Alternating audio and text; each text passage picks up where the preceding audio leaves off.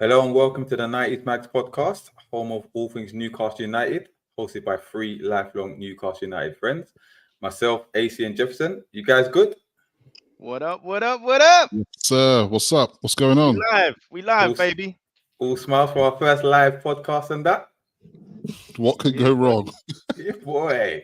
Time will tell, innit? Time will tell. What could go wrong? Yeah. But before we get started, a few housekeeping. Don't forget to like, comment, subscribe. Much likes as possible, help build the channel, get the algorithm up and that. But yeah, this will be available on the Apple Podcast and Spotify later. But yeah, we're here to review our latest game, our victorious affair against the mighty Arsenal at St James's Park. It finished Newcastle United 1, Arsenal 0. We beat Arsenal again at St James's again. Same scoreline again, yeah, and yeah, the changing room photo is back. Yeah, feels like a long time since we've seen that in the league. Been a while, isn't it? It's been a while. Been a while. But obviously we're following on from the 2-0 cup win against Chelsea, so start to gain a little bit momentum. But yeah, big up Toon Crusader in the building. Big up. I think we've got the Red Pitch podcast in there as well, and big up Specs as well. So yeah, hope you enjoy. But yeah, that's it. We're gonna get the the right man said Toon only stand up. Yeah, listen, salute in it. But what was your overall thoughts of the game itself, AC? We'll start with you. What were your overall thoughts? Yeah, I just want to say I was really pleasantly impressed actually with our performance. And it's one of those things, isn't it, that in past games we've saw some spells of like good performance for like 15 minutes and it just drops off. But the intensity of this game, it was non-stop. But also I just want to say that, like, I know we're gonna get into a lot about the lineup and the positions of certain people and stuff, but I have to give credit where it's due. I think I have to say that Eddie Howe. To who? To Eddie. To Eddie. Don't let Jefferson hear you, No, I have to give credit where it's due, where the team is set up. But there are other details in it, and I don't want to get into it now. When we get into it later. But as a quick overview, I just want to say, really pleased. I think the team played really well. There's a lot of good standout players and performances overall. But it's there is a low score line. It's another good clean sheet. You know what? And I echo exactly what you said as well. And it was a good performance. Obviously, some would say the performance have been improving over the last couple of games and stuff. So maybe this was coming on the back of the Chelsea win. We needed to carry that on against a hard opponent. But yeah, I think everyone played well. Like I said, Eddie Howe seemed to get his tactics spot on. And, I think he deserves a lot of praise. So who else to give better praise than Jefferson? Step up, man. Step up, Jefferson. Step up, Jefferson. I fully embraced my villain role, but yeah, despite that, you got to give Eddie his props. And actually, he must have been listening to the 90s Mags. Lots of people was texting me saying, "Yo, has he been listening to your lot show? Like, what's going on?" Because literally, a lot of the things that we're calling out for, he did. So maybe he's a secret 90s Mags fan, but I've got to give him his flowers and the team as well. There's some really incredible performances. Backs to the wall stuff at times, amazing work off the ball. And this is the Newcastle United that we've been waiting to see. I know sort of there was glimpses against Man City, but it very much felt we're back. Elements of the shithousery, celebrating sort of corners, throw-ons, do you know what I mean? And we know we're in our element when we play on our big pitch at SJP back at home. That feel-good factor. And I think as well, having, like, as you kind of indicated earlier, having those sort of back-to-back wins is giving us that little bit of momentum now. Not going to get too excited, but it feels like we're building a head of steam. Like, we're going to go on a five-game run now, right? You never know. But let's talk about the starting lineup, innit? Because obviously when the team sheet came out, there were one or two surprises. Some we expected, some maybe not so. So obviously Dan Burn was brought back into the team. I think a lot of people, although Kelly played well midweek, it's not a surprise given Arsenal's aerial threat that they pose. I thought Dan Burn bringing him was quite a predictable one. But the big talking point was Tonali benched. and Longstaff retained his place from the Wednesday. So, Jefferson, when you saw that, what were your initial thoughts? Yeah, it's an interesting one. It was almost semi-expected because I think he obviously wants to keep the squad fresh as can be. So for Tonali to have played another game on the trot, we know that probably the 60-65 minute substitution would have come anyway. So maybe he thought, you know what, let's go more on the front foot, look at the attacking end. He trusts Bruno in that 6 role, and then again he leaves his powder dry in that aspect. And what I would say is there was a little bit more fluidity, especially when I saw Willock there. Some of the stuff we touched on in the last episode was the connection between Joe Linton and Willock up top as they were getting closer to the striker. So it was actually encouraging to see Willock in the starting lineup and then have Joe Linton on the left. And there's a few echoes of some of the things that really worked well a couple of years ago. So I think there were some encouraging things when we looked at the lineup, to be fair. Okay. Before I give my thoughts, big up the Red Pitch podcast. I know he left a couple of comments at him. He said, I don't know if you can bring them up, but he said, I remember Newcastle fans being this happy last year when you beat us at St. James's Park. The collapse will occur once again. Maybe, bro. But listen, I've got something for you, innit? Why? Yeah? Why? Because I remember the conversation we had on Spex's podcast, yeah? I ain't forgotten. So we'll get to you shortly, bro. Don't worry about that. Yeah, don't worry about that. But yeah, in terms of the lineup itself, I was surprised to see Tonali dropped. However, given Eddie Howe's comments in the press conference when he talked about Tonali's best role and Bruno's best role, and he hinted at Bruno at the 6 because he said Bruno likes to come to the ball, have the ball at his feet rather than run away from the ball, kind of thing. So that kind of indicated to me that he was going to prefer Bruno in the 6 role. I still expected Tonali to start, but then when I digested it, I get where he's coming from, because Longstaff, he recycled the ball well. I will say he's a better tackler than Tonali as well. And when you're, Tonali, he's physical, but if you know, Tonali doesn't really tackle. Longstaff he slide tackles. He puts his foot in. But interesting statement. But continue with your theory, my friends. Continue. When you're without the ball. When you're not expected to dominate the ball and you're without the ball, and it's all about defensive stability and balance, Longstaff is more suited. When you're expected to dominate the ball and to be on the front foot, that's when I think Tonali needs to bring in the team. So as long as Eddie Howe shows variation, not just Longstaff for the forever in this lineup moving forward, as long as he shows variation, I can understand what he did at this particular point in it. And like you said, with the Joe Linton and Willock, I was happy to see Willock start because I've been championing this guy for a long time, and I've said, look, he's one of the key players in our team. He's one of the unique midfielders because with his ball carrying ability, and he can get up and down. And the link up that he did with Joe Linton, which we'll get to anyway, but I thought that was a smart move by Eddie Howe. So, Aether, your thoughts? Yeah, it's an interesting one because I expected Tonali to be there and somehow some involvement. Now, I think despite it worked out well for us on that day, right? It did work out well for us. But there's reasons why, though, and I've worked this out a little bit. Usually Arsenal play a formation of 4-2-3-1, right? They usually have Partey and Rice, the 2 holding midfielders in that role, and they almost play that double pivot kind of role. But when they turned at St. James's Park for that first half, Arsenal played 4-4-2. Partey was playing right back, right?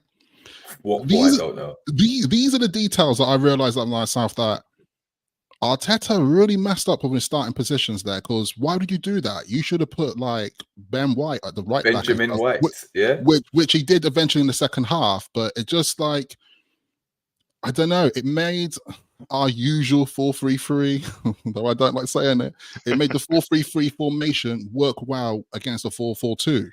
He didn't really play it. Start with a 4-3-3, did he? He kind of played a 4-4-2 or Joe Willock in the 10. Yeah, I was going to say it did change a little bit, and I credit to Eddie Howe for mixing it up. I'll give him credit, but it's one of those things as well. It's just it's only a small bit of credit. It's not enough credit in the bank to you're going to get a big loan, right? It's enough credit just to spend your money for that day. That's all I'm saying. It's not massive credit. because I still think there's work to be done. Because though this is good, and I think I did said it before, though this is a big test of a game, I think the biggest test is Forest away. That is a test. We'll talk about that. Yeah, because it's not. Listen, we're not getting ahead of ourselves. It's our first league win in I think 6 attempts or something like that. So we haven't exactly turned the corner completely, but it's promising. But big up Double D, who's also in. He said Saka and Martinelli got put in in a USO penitentiary. Welcome to the USO penitentiary. Hey, I take it that's a wrestling analogy. Yeah. Stick up your ones, Double D. Stick up your ones. We the ones. But yeah, you touched on it, AC, the tactical approach from both teams, but focusing on Newcastle, like we said, he was playing a fluid 4-4-2 with Joe Willock supporting Isak at times, especially when we were pressing, and then when we had to sit back and defend, he came into like a 4-5-1 and stuff. But credit to Eddie Howe because maybe it's a case of when he had the right personnel, he can be a bit more flexible, because we know that Willock's been out for a long time. Longstaff had to take a while to get back to full fitness. The old issue is Tonali as well. So maybe it's a case of when he's got the players at his disposal, he can mix it around. And we've touched on the left hand side with Willock and Joe Linton. Obviously, they were interchanging very well. But what I was really impressed is the defensive work as well, because they were protecting Lewis Hall when Arsenal were attacking on that side. And Arsenal's tackles were very basic. They have nothing through the centre, so it was their wing play. And like Double D said, Saka and Martinelli, they got shut down by Tino and Lewis Hall. But I did like the fact that this is what I don't say about Arteta, because every time we play well against them, all we do is double up on Saka, because he's their main threat. Double up on Saka, shut him down, and they offer very little. So he had no way to combat that. So credit to Eddie Howe and Arteta. The serious question is we talk about his tactical flexibility, because he got outdone. He did get outdone. And I just want to go back and just say, actually, I have to give credit when it's due for Longstaff, actually, because I did watch quite closely, and I was even watching some stuff. I was watching the replay of the game earlier today and just slowing it down a little bit in my own personal time and just watching it and looking at the shapes and stuff and seeing what Longstaff was doing as well. And you're right, off the ball, he was doing a lot of work. And also, I'm pleased to see that when he got the ball, he was passing the ball forward. And it sounds silly to say that, right? But time and time again, my man want to pass sideways, like as if there's nowhere, you can't go forward, like there's a brick wall in front of you. So when I'm seeing him actually slotting the ball forward, because give credit where it's due, he was actually responsible and part of for that goal, because let's talk about the goal itself. So I have to give credit where it's due. So I'm like, Longstaff, perfectly weighted pass by Longstaff into Gordon's path, and perfectly weighted as well. Boy, this podcast is changing. What's going on? But anyway, but what a cross though! Talk about the ball for Jefferson, the cross from Anthony Gordon, because that was a thing of beauty. I mean, people have been talking about that ever since. Now that was something special.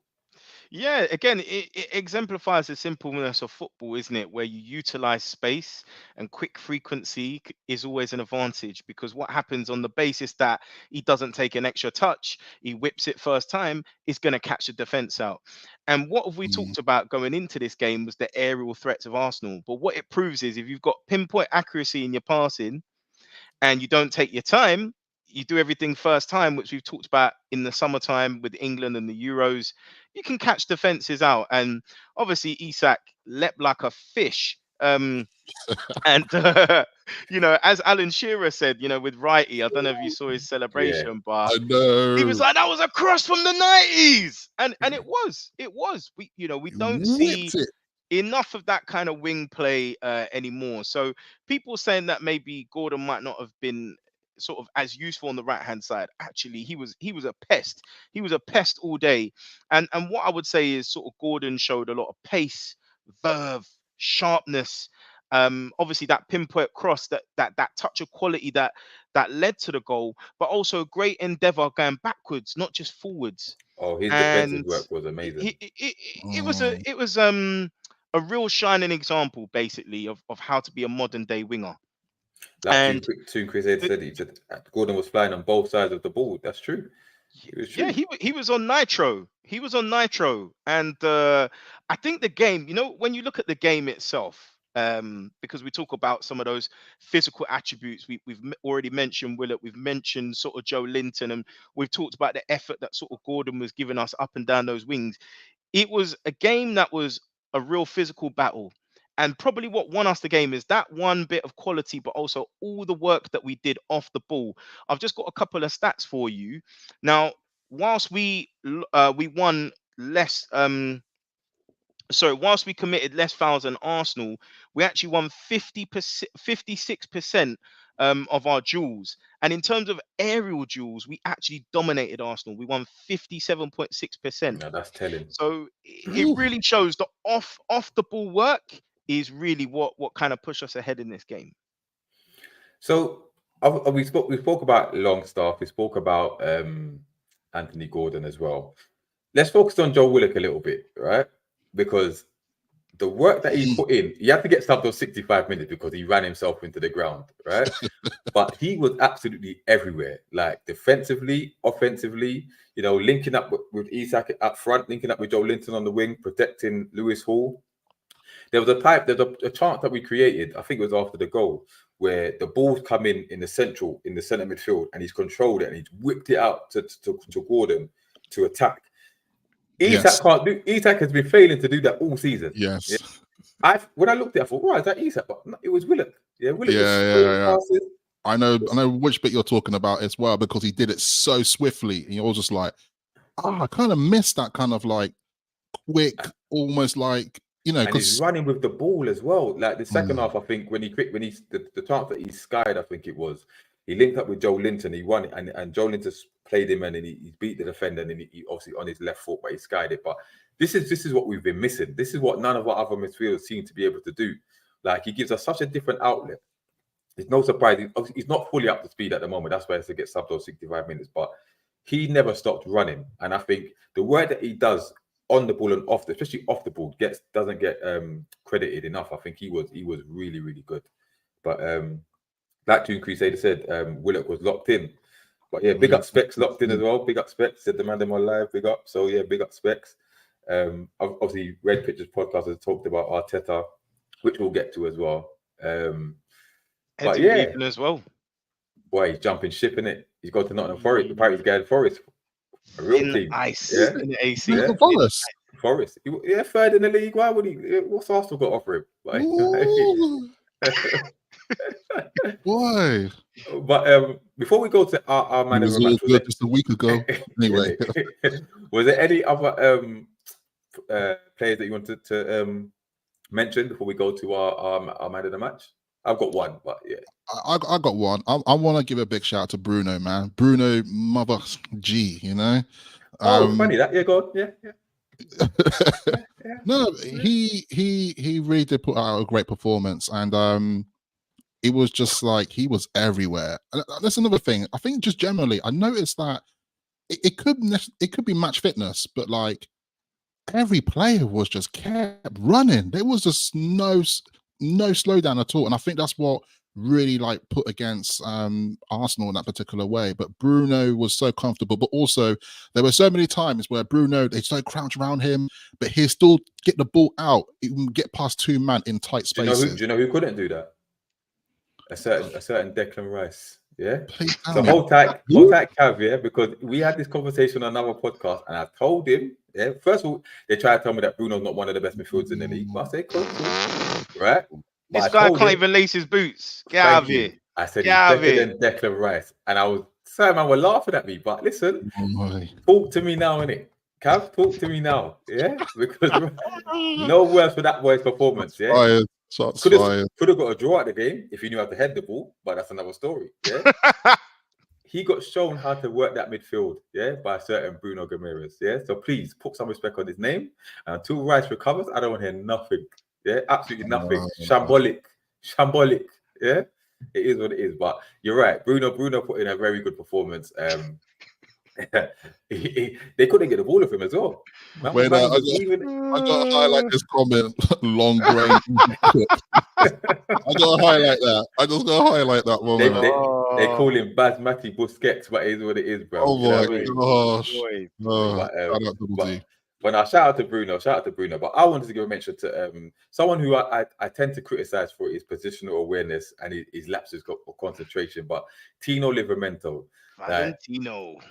he played again. He could have been a shout for man of the match, but the way he locked up Martinelli and Trossard and Jesus, it was, I say embarrassing, but listen, he still got them in his pocket, but he was focused for the whole game, and he was up and down that pitch as well. Because I don't know if you noticed, like a lot of the time in the first half when we was trying to attack, he would go forward and Hall would come in like the bird roll in the third centre back kind of thing. But his link up on the between him and Gordon, we had and Longstaff to say we finally had a steady right hand side.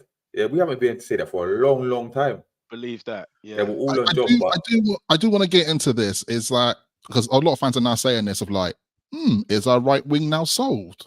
I'm just like, it's sold till January. It's sold until January. Because Gordon can play on the right wing, until further notice, until we get Remo in, or someone of that ilk. He's not the answer, but he will do.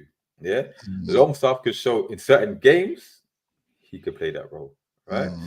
We're gonna have to switch it up sometimes, but Tino played very well. He, his one-on-ones, I don't think he lost a single duel, to be fair. And I saw a stat that he wasn't dribbled past once, but I think in the first half he kind of was once by Martinelli. But I think that stat is applied to the man of the match, Mr. Lewis Hall. Right. No, Saka, where are you, Saka? My man limping right now. He's limping right now, right? Saka who? Yeah. This guy got put in a split. Listen. Wait a minute. I just want to mention something. Obviously, there was the awards the other day for the Ballon d'Or. And apparently, do you see the clip of him? He's walking on the red carpet. My man was limping on the red carpet. Did you see it? Yeah, I see that. That's his go-to move. Like, why is he limping on the red carpet? But to be fair, Saka rarely gets changed out of the left back when we played him, especially at St. James's. He rarely gets changed. I mean, but Dan Burn kind of shackled him a couple of times at St. James's. At Emirates, it's a different story. But here, Lewis Hall absolutely bodied him. Yeah. Not once did Saka dribble past him. Man of the match, man. He looked so comfortable on the ball in the air as well when the ball's coming. Listen, he was a fake block he did as well to prevent is it Moreno, I think, when there was a scramble in the box, the block that he put down there. Listen, the thing is he's getting better and better and better. And I don't know if you saw his interview after the game when he was crediting Eddie Howe his treatment of him, because he said, he wasn't ready when he first come. He had to work on his defensive side.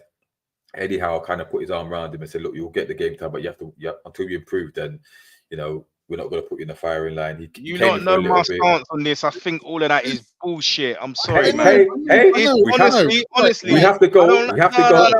Listen. You don't believe it. You don't believe it. You don't believe it. No. This guy was getting relegated for Bournemouth. What level of football has Eddie Howe played? Let me finish. Eddie Howe, yes or no, is known for improving players, right? Yes or no? Yeah. Would you agree? Yeah. Right. Yeah, I agree with that. I'm not saying that Hall wasn't ready, but he said it. Yeah, this comes straight from the horse's mouth. He said he wasn't ready. He recognized it. It was frustrating. Whoa. It was frustrating. It was frustrating for him, but he realizes now that he wasn't ready. Yeah. And now is the time that he can stake his claim. And that's all, some gaslighting. But he said that's all facts. That's all facts to Eddie. I'm not saying it's true or not, but that's what he said. It's to stabilize his position and get loyalty of the players, so they lick his bum and think, yeah, you built me up. All of this is thanks to you. Why did we sign the brother in the first place? He must have been good enough, no? 28 mil.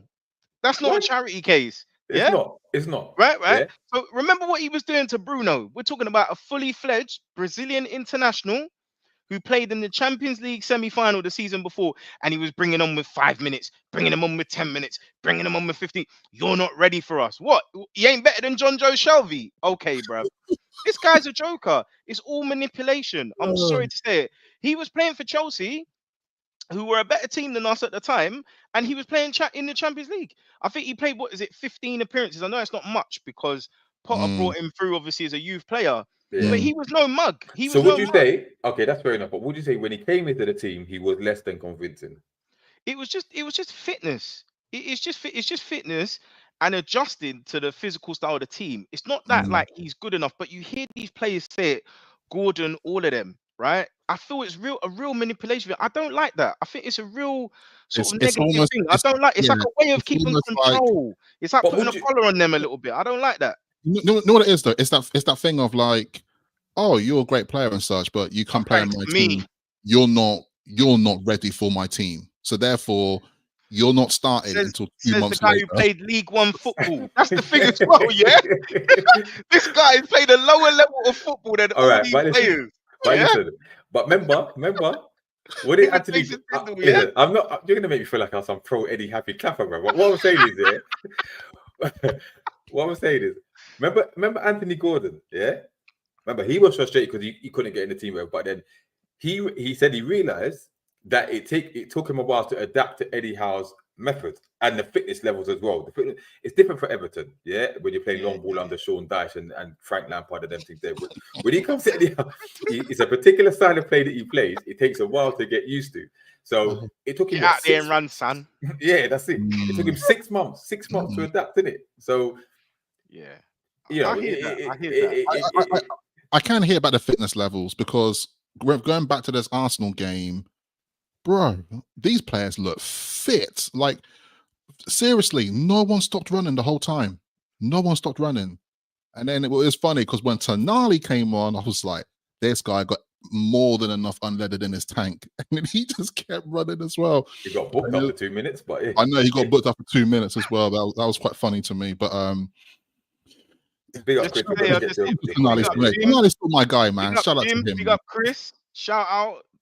A couple of my boys jumped on. Big up. All right, we got some things in the chat actually we should address. We got a few things in here.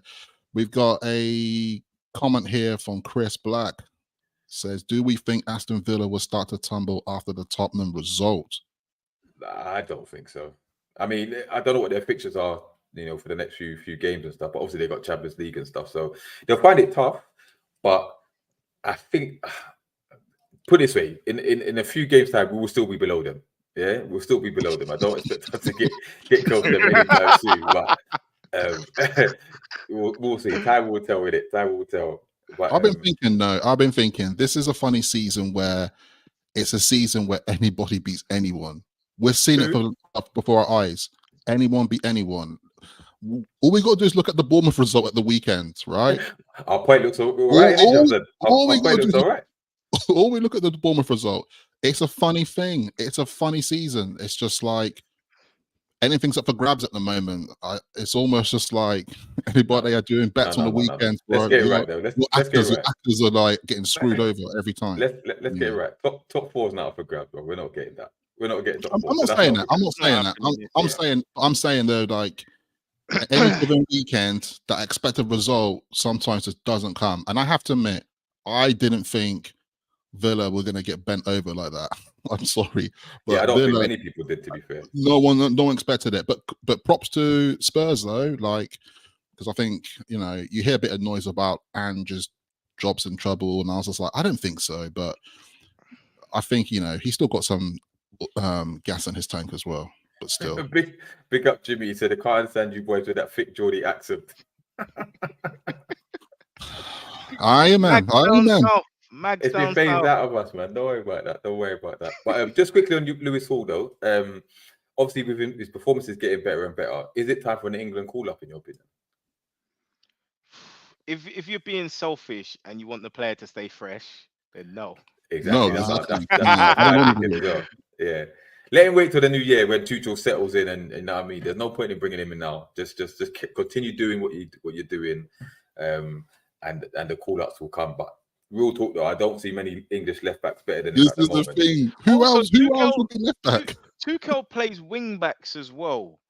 So whilst he's formalizing his development, I don't want him to get messed up by playing these different systems. He's just about building consistency and rhythm in our team. So if he has to go into a team that's playing 3-4-3, obviously he's going to be a lot more attacking. It'll be interesting to see if that messes him up. But good luck to him. If he gets called up, good luck to him. Anything, if Eddie starts watching Tuchel's England with 3 at the back with a 3-4-3, maybe giving some ideas for formation tactics. Or Amarim's. Whoa. You saw the formation change in this game, bro. What do you want? He switched it up. He switched up the lineup. He switched up the formation. Okay. Give him a break. Okay. I'll tell you what. I'll give him his props. Yeah. What I will say before I get into it about why I think it was useful is what we got to remember is this, his style of football requires a lot of energy, a lot of running. And what we're seeing is a lot of highs and a lot of lows. There's not really enough consistency. And that's because the players are ever relying on this intensity and running. And there's only so much you can do that. We don't have a big enough squad to make the changes. Certain changes, the quality then dips.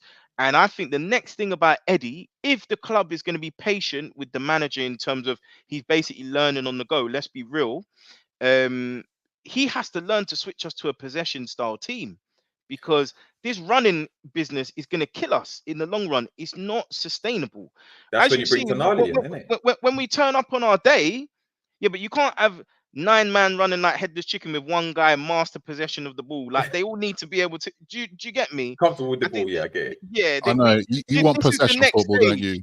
Yeah, this is the next stage. We can't all be running like madmen, headless chicken.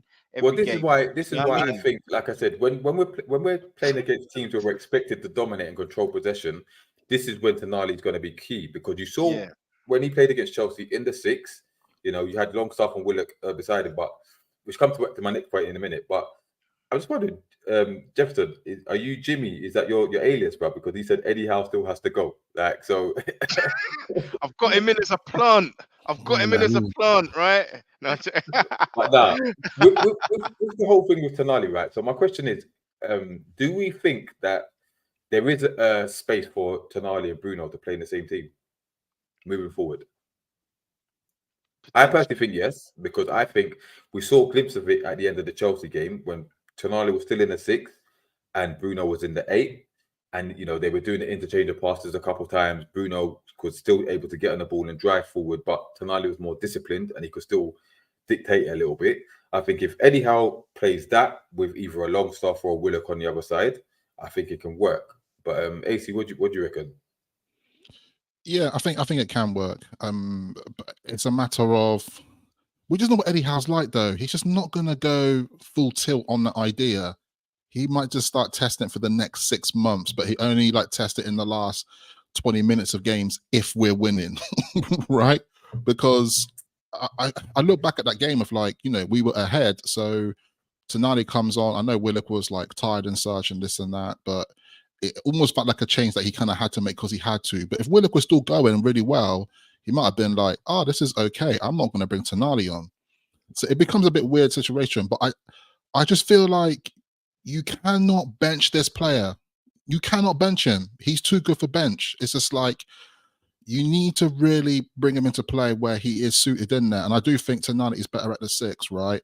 Because I think some of us talk about it sometimes on Twitter, and we're talking about this guy has got Pirlo-esque. He's like Pirlo regen coming through, right? Because I'm not even joking. This guy has it in him to do that. And, as soon as he starts shaping that, you can see already that he'll start positioning themselves in an Italian national team with that position as well, because best believe their Italian coach has faith in Tonali 100%. This guy's playing 90-minute games every time international break, right? And if you watch those Italian games, this is why I'm like, how, man, you need to build a team around Tonali. Well, that's the thing. That's the only time he's going to get in a team, really, around him. If the team's built around him. You watch the Italian team, right? It's like a different player. I'm like, this guy, it's he loved the one-touch football, but I also think because the players around him as well are more suited on his way of thinking. And I think over time, the players around him will know. I think Bruno understands, obviously. Joe Linton understands. I wouldn't say Longstaff understands. But, I think it's that kind of thing. Because we said it last time in the previous pod as well, where Tonali's doing the one touch, he's making a run. He runs. He runs.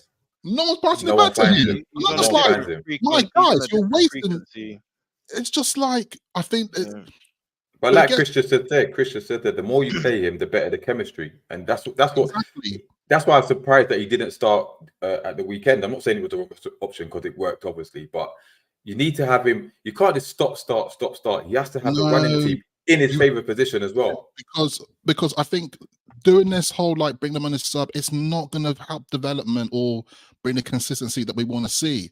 Because I think, you know, with teams gelling, they play together, and the football intelligence as it occurs, the more you play together, the more it would work, and then you gel across over time. Because I really do think if you really do say, you know, Tonali is our future six and everything just rolls around him, the future is bright, man. And you're going to, this guy is going to be one of the best players in Europe, I'm telling you. So it's almost like, it's kind of really down to Eddie Howe to be like, do not. Well, this is my point with Jefferson. Do you think, given the way that the midfield played against Arsenal, and knowing how Eddie Howe's style of management is, he doesn't really like to chop and change all the time. Do you see this midfield as the one he's going to pick going forward until it goes wrong? Or do you think he's going to adapt to the opposition? Yeah, it's an interesting one because I feel it's either going to be the new plan B or it's just going to be the new plan A, isn't it? And there is a case of if it isn't broken, don't fix it. However, this new fluid system where we're going from a 4-3-3 into a 4-4-2, and occasionally at times in transition 4-2-4 as well, because they were breaking forward at times, it might not be sustainable on the basis that Joe Willock can only play a certain run of games, isn't it? You know, in terms of maintaining his fitness, but at least he knows, okay, I've got an option here that I can utilize. And also remembering that, how long will Gordon want to stay on that right hand side? He might want to be like, all right, I'm doing my bit for the team, but is that going to be a long process? The other thing is, again, how long can you keep Tonali out the side? What you can do is you can put Tonali at 6, Bruno on right side midfield as an 8, pushing forward. Would that upset the balance of the team? It's hard to say, but the stats don't lie. I think they said in the 5 games that Sean Longstaff has played, we've not lost a game, which is crazy. So yeah, it's an interesting question, but knowing I Eddie, hate that stat, you know. I kind of hate that stat. Sorry, it's sticking at us in the face right now. But I don't like that stat. But I can't see Eddie. He'll try and be as practical as possible, but I think a lot of it hinges on Joe Willock's fitness, basically. Okay. So what about the back line? Because obviously Kelly came in midweek. I mean, he played very well. Obviously, he didn't get in against Arsenal. Do you see Eddie Howe sticking with the same back line that continue with the back line that played against Arsenal, or do you think he's gonna chop and change until Botman's back up to full fitness? Again, it was ACL, wasn't it, with Botman? And although he's sort of being nursed back to health, and the idea is he's meant to be back by, is it December? You can't rush someone like that back. It's going to have to be, he would risk it in a game where, I don't know how the fixtures fall, but maybe we would have to be playing someone like Ipswich or something for him to say, you know what, let's give this guy some minutes. The disrespect. Yeah, no, you know what I'm saying? Or the reverse fixture against Southampton or something. He's not going to risk it in a big game. We have to ease this guy back. And I think the fans may have to be ready for that it's not going to be him marauding back into the team and all of a sudden we're going to have the back line from 2022. So I think easing down expectations. Do you know what I mean? Also, I just noticed, big up Kiz, big up Kieran. Thanks for jumping in. Big up Kieran. He's a Man United fan, by the way. So he's happy that Ten Hag's gone and Amarin's come in. So we'll see what they can do. It's a pity that Ten Hag's not there when we play them. But I'm actually quite concerned that they've got this Amarin guy, you know. Obviously, Jefferson, you know, you rate him as well. So it could get a bit... don't worry, guys. Don't worry. I think it'll be fine. I think it's one in ones. I think I said it on the previous pod, but I say it again for this episode here, is that Man United got a lot of dead wood, right? I'm telling you, it's going to take about 2 seasons to get rid of dead wood, number one. Obviously, there's a great manager coming in, but his tactics and everything like that, it's going to take time. It's not going to be an overnight thing. It's not going to be this wake up the next day and next minute they're the Avengers, right? It ain't going to work like that. So, you know, and to be honest, I saw a little bit of glimpse of Man U versus Chelsea game. They're terrible. That game was dead.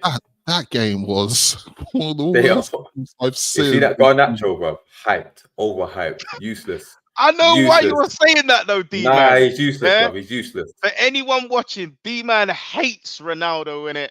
And What's that got to do with Ronaldo, bro? Because Garnacho is a Ronaldo fanboy, he hates him. First of all, telling you. his name's Cristiano. He's not Ronaldo, because the real Ronaldo played for Brazil and CR7, CR7. Yeah? Him. But listen, that aside, they're still trash, bro. Yeah. Look, even Chris agrees. Even Chris agrees. He said it's hard to watch Man United. I'm not a supporter, but they're falling off. Listen, yeah, they're garbage. They're garbage. But see, I just want to highlight Jimmy's comment right here, because I know you lot were talking off the cuff about just play against the Ipswich or Southampton. I'm like, you guys are talking like I said to you earlier, anyone this season. If we can't beat Ipswich, sack him up full time. God, sack him up full time. Yeah, there's no excuse. They are dead. They're dead. Yeah, but in terms of us now, yeah. Are we turning a corner? Because we went into this phase. I think I said right. See, he knows. Jimmy, you're welcome here every week, bro. Yeah, because he knows. But anyway, could have scored a brothel. Wow. In terms of us now, yeah. We spoke about the run that we had coming up, right? And I think I did say in the previous podcast that, all right, suppose we lose to Chelsea, expect to lose to Chelsea in the league, but supposing we knock them at the cup and we beat Arsenal, yeah? Is that positive signs enough to say, you know what, we are turning a corner? Or is it the case of we get well up for the games at home against these big teams like we did against Man City? It's nothing to shout home about. So what are your thoughts, AC? I think I'm not going to get too far ahead of myself. Obviously, it's been a good week, and I'll take it. It's a good week. We're all smiling, yeah. We're laughing. There's not much sorrow this week, is it? There's not much depression. The energy's nice, but our away form needs looking at still. I think that game at home was so impressive. I said to myself, right, take that energy and take it to Nottingham, because and don't get me wrong, like Forest. Believe it or not, guys, like no one really wants to admit it, but like Forest are one of the best teams out at the moment. Chris Wood looking like prime Ronaldo right now with the little is their front line better than ours? Is their front line better than ours? Right? Someone quickly Photoshop Chris Wood with the Ronaldo haircut, please. Put it in the chat, because this is the Chris Wood we're talking about. The same Chris Wood that we had for one season. We're like, nah, man, I'm finished with that toy. We give him back. This guy looking like he's fueling for revenge. I don't know, but it's a funny season. But I think there's a lot more to be done. I think we're looking at the West Ham game, and don't get me wrong, West Ham is looking quite very easy team to beat now. If we can't beat them at home, something is seriously wrong. Who beat them on the weekend? I'm shook, mate, because Bruno starts getting into rows with Paqueta, and he don't concentrate on his game. He starts acting up. And Joe Linton's one yellow away from suspension, isn't he? Joe Linton's one yellow away from suspension. But that brings Tonali back. You know what I mean? Like, although Tonali keeps collecting bookings as well for fun, so I don't know how he's on as well. But West Ham are garbage, right? But me personally, if we can beat Forest, I don't believe I'm saying this, but if we can beat Forest, yeah, then I will start to believe, because Forest are flying high. They're third in the league, yeah. Oh, not believe in Eddie Howe. I'm just saying believe in where we're going at this present time, innit? Like, I think we may have turned the corner, yeah. Know yourself. But Forest are scary, because let's be honest, every time we've beaten them, we've got very, very lucky, We've got every time we beat them at their ground, the City ground, we've been very, very fortunate. Yeah, Isak's late penalty. I think Bruno, was it last season? After they equalised, Bruno. Bruno got 2 good goals. Yeah. Penalty in the cup, penalty shootout in the cup, and let's not forget what they came in and did at St James's to us last season. Yeah, critical hat trick. I'm getting trauma from that, because you boys know. I think that's when do you remember when we first started chatting? That's when I first started chatting to you boys big. I threw my phone across the room. I thought my man should have been sacked that day. Yeah, from time Chris Wood comes to St James's Park and scores a hat trick. It was embarrassing. Sorry. Jimmy, you're not welcome here anymore, bruv. Tonali probably has a bet on himself getting booked. Nah, bruv, you're taking liberties. You're taking liberties. That's a liberty, innit?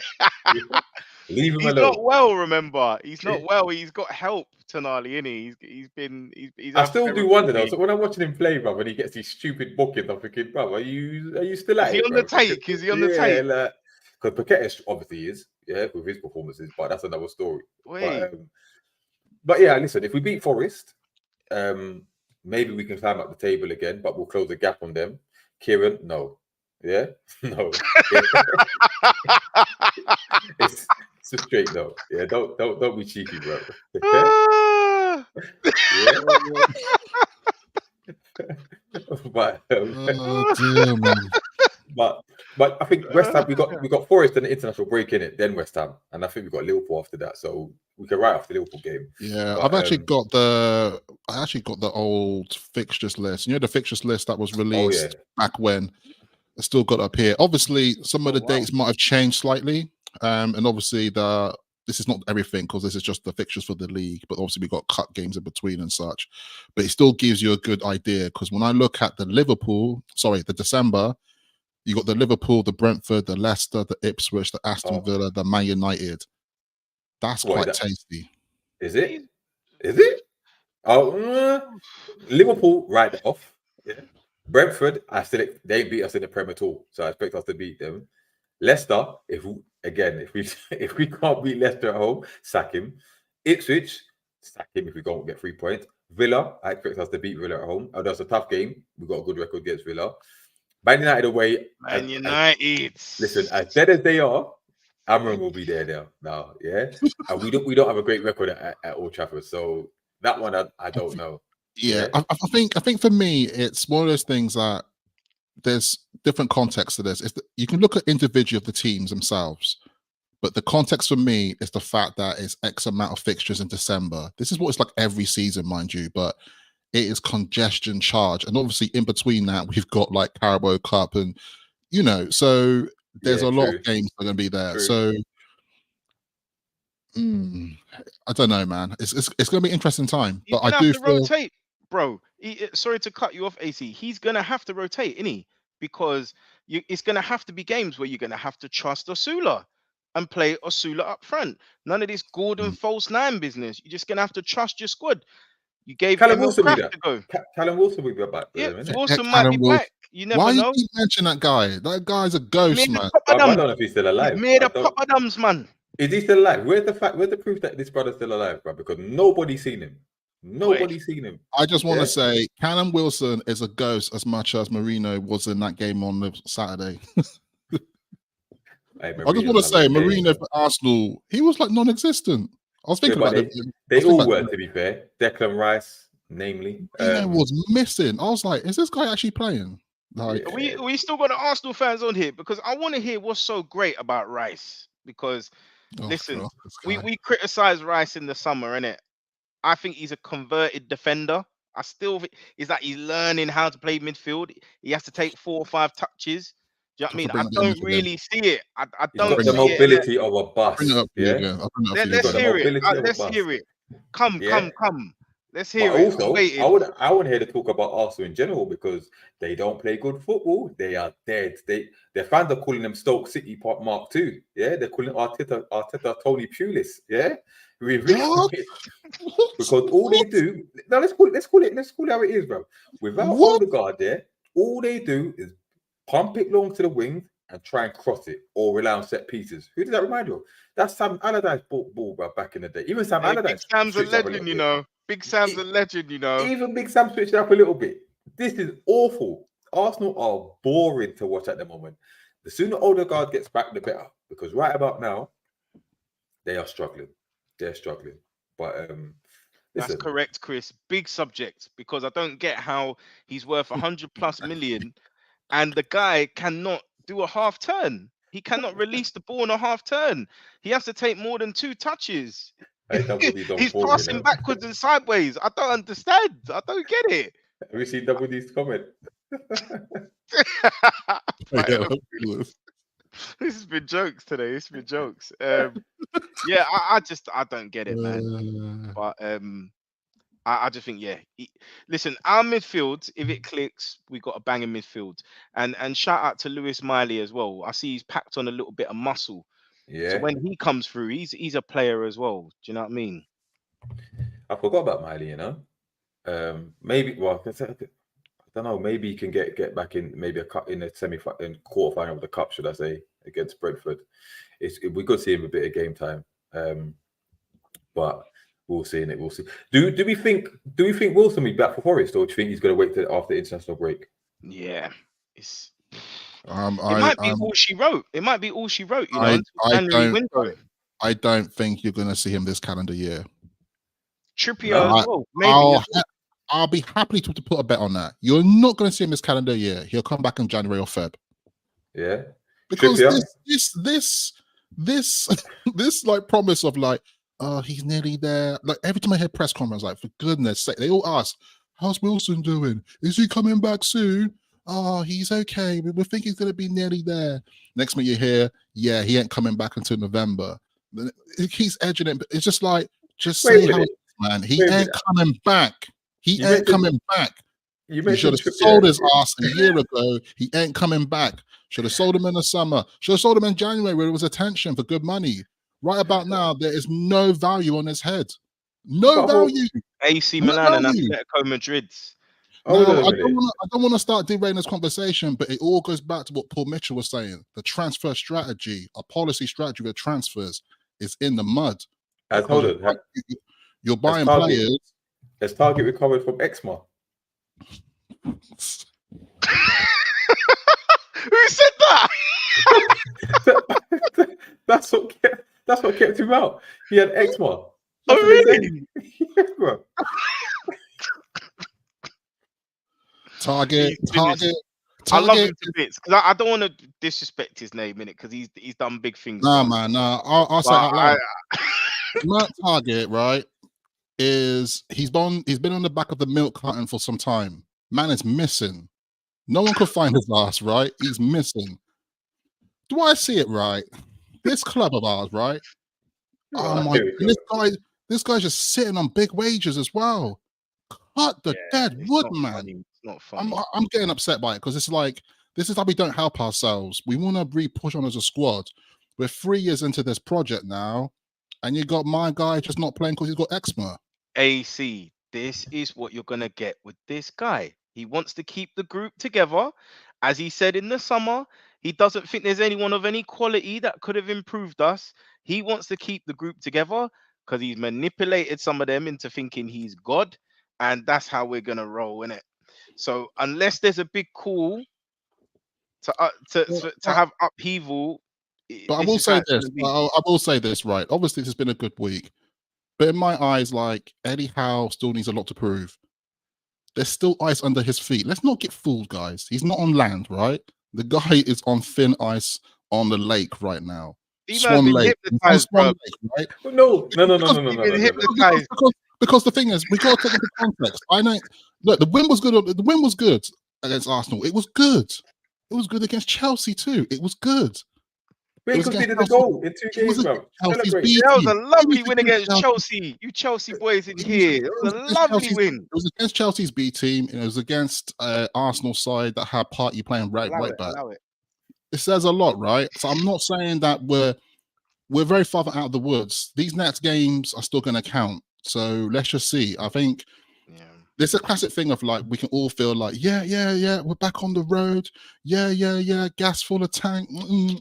No. You got to still patience, my friends. Patience. Because 10 goals in 10 Premier League games as well, by the way. 10 goals. That is poor. We need to pick it up. And also, let's be real, guys. Out of the actual 10 games, you're picking out a Man City draw. You're picking out this win. Can you think of any that was solid? I can't think of any. No, they haven't. Look, we know the performance at the beginning of the season weren't right, and then when we did start to play well, we were dropping points. So we have to marry the two, moving forward. But listen, can we end on a positive? Can we just talk about Isak, bro? We see 3-3 now, yeah. 12 goals in 12 consecutive games at St. James's Park. There must be some sort of positive, bro. Yeah. Big man thing. He's back in it. He's putting it back in the onion bag.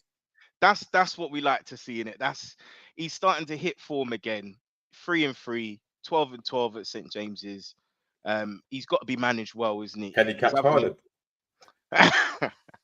Yeah, that's Well, done. Haaland can't even bar a door at the moment. So I think that could happen because Man City. Nah, it's I not don't know, happening. man. It feels like I don't know, man. They might flop, but Haaland won't. Haaland will still get the golden boot, bro. Haaland will still get the golden boot. I don't know, this City team looks like it just feels a little bit too hard for them at the moment. I said it though, didn't I? I said they're gonna come undone a little bit because I just think Savinho needs time to develop. Grealish ain't it. Doku ain't it. So they're very heavily reliant on De Bruyne, and the fact that Gundogan had to come back, it shows the desperation because they've got defenders scoring winning goals. That's where we're at with Man City right Guardiola's now. like the machine is slowing down. It is slowing down. It's only really Liverpool slowly going about their business quietly. Yeah, what we can agree on is that they're better than Arsenal, bro. They are better than Arsenal. Liverpool. No, City. City are better than Arsenal, bro. Because Arsenal, their title race is done.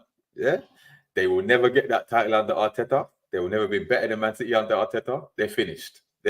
Liverpool. The thing for Arsenal is it was glaringly obvious that they needed to sign a striker. Yeah. And I don't care about his bad attitude. They should have got one of either Ivan Toney or Solanke. Solanke went to Spurs. Tony's gone to Saudi. Do you know what I mean? You can't rely on Havertz, bruv. You can't rely on Havertz for goals. I agree, but you know what it is though, and I think it comes down to this.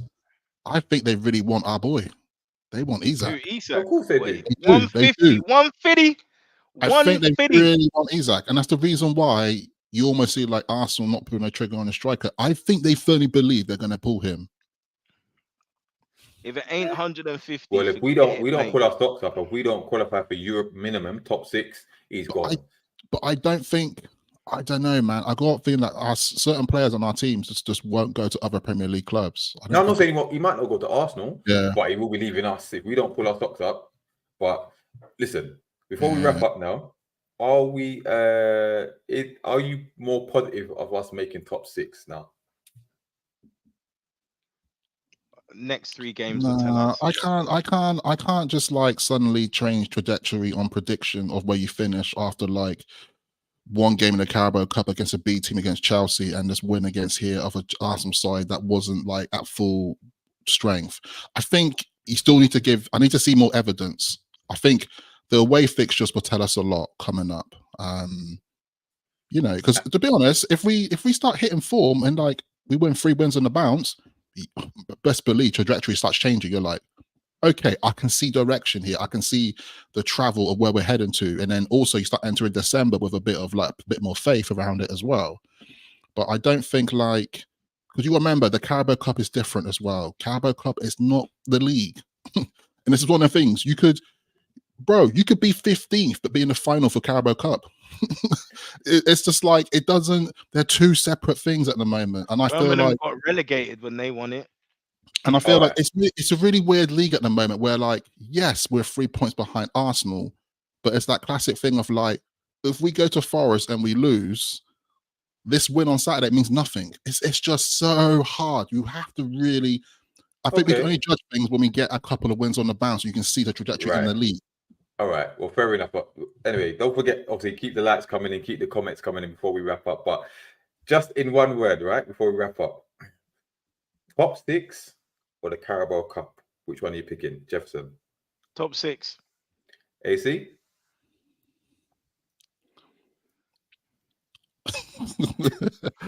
I know the impact if we don't finish top 6. But I don't want to get too deep into it. But I think supporting this club for a long time, man. I think I've been thinking about it, man. And I need that silverware, man. I need to be at Wembley and cry my eye out, man. I need to be there with ask Wigan what happened to them after they won silverware, innit? We need to be at Wembley celebrating. We need to be there. And then what, bruv? After February. Then what?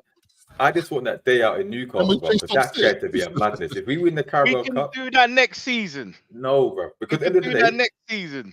end of the day, you'll qualify for some sort of European competition of it, don't you? I think it might be the conference, whatever it is. Yeah? Conference League. But we won't get FA relegated. Cup's another story. Yeah. FA Cup is another story in it, because by the time you would have reached there, but by the time you would have reached there, it's end of the season in it. So whatever you've done in your bread and butter, you can't really change it by the time you reach FA Cup final. Plus, the FA Cup's a more prestigious cup. I would prefer the FA Cup rather than. Oh no, I think we prefer the FA Cup over the Carabao. Oh, obviously. If it's top 6 or Carabao, I'm picking Carabao because I want that day at Newcastle. I want to say we actually won something. I want to see us win something in my lifetime, and that right about now. I think with Jefferson, it's pure on the basis of like he didn't want to see Eddie Howe win it because you know how mad it would be if he wins. Best players to leave, bruv. If he wins Carabao Cup, right? If he brings Carabao Cup and breaks the duck for us winning a cup, right? He's staying forever. They're gonna build a stadium. They're gonna build a stadium. Yeah, there'll be a statue in his name. You can't argue it because he's the one that brought us silver. They'll probably create the house stand or what something. Happen. In the new stadium. Predict the future. You win the cup, everyone's celebrating. Ah, it's all right. We won the cup. Let's open some cans, yeah. But the efforts that have been exerted for that cup mean we probably finished 10th or 11th or something like that. Also, mentally, the players I think would have felt they've climbed the top of the mountain. Some of them, do you know what I mean? And it's hard. It's then hard to pick yourself up to go again. I think finishing top 6 and getting minimum Europa League is so important to keep the likes of, you know, as you've mentioned, your Brunos, your Tonali, your Isaks, because what will happen is you then have to start from scratch.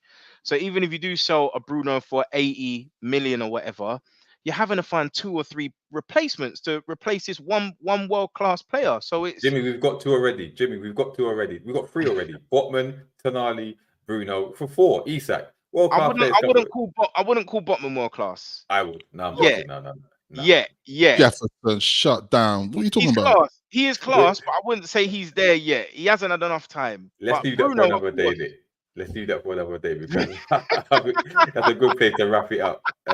Big up to Fulham, by the way. They've just beaten Brentford. They scored a winner. Big up Kante. I don't know if Kante's in the building, but big up. 98th minute or something like that. They've done it in or injury time. So it helped my fantasy team as well. So we'll leave it there. Thank you all for tuning into our first live. Let us know what you think. Leave the comments. Keep the likes coming in. Share with your people. Again, we'll be back with another live soon, probably reviewing the next game.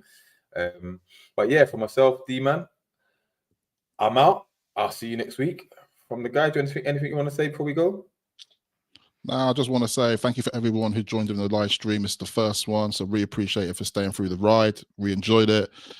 Plenty of jokes and laughs, more than I expected, put it that way. So I'm really proud of that. Thank you. Big up, peeps. Thanks for coming through, man. It's been jokes. Loved it. Until next time. Peace. Peace. Peace.